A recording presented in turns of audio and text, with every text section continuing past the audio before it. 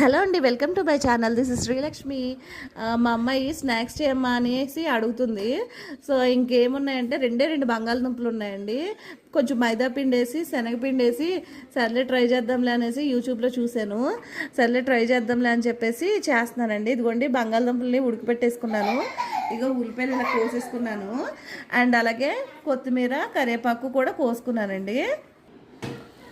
ఈ బంగాళదుంపలోకి ఉల్లిపాయలన్నిటిని ఇలాగా కలిపేసుకుంటున్నానండి. సో ఇందులోకే నేను కొత్తిమీర కరివేపాకు కొత్తిమీర ఇందులోకే తగినంత ఉప్పు వేసుకోవాలండి. మీకు టేస్ట్కి తగ్గట్టుగా తగినంత కారమును వేసుకుని మళ్ళీ కలుపుకోవాలండి.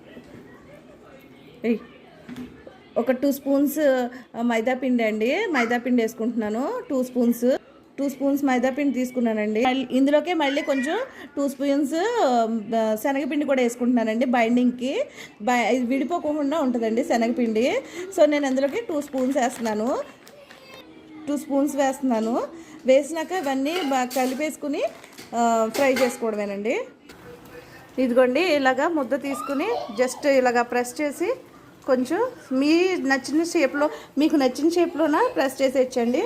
చేసేసి ఇలాగ వేసేయడమేనండి. మూకిట్లోకి ఇలాగ వేసేస్తే మనకి రెడీ అవుతుంది. కొంచెం కింద కలర్ వచ్చాక ఇటు తిప్పేసుకోవడమేనండి. సో ఇదిగోండి ఎక్కువ టైం ఏం పట్టదండి. మనం వచ్చేసి స్టవ్ మీడియంలో పెట్టుకోవాలి. నేను మర్చిపోయాను. సో ఎక్కువ టైం పట్టదు, ఎందుకంటే మనం బంగాళదుంపలు ఆల్రెడీ ఫ్రై చేసేసుకున్నాం కాబట్టి ఎక్కువ టైం ఏం పట్టదండి.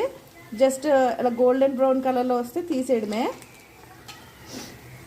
అంతే అండి.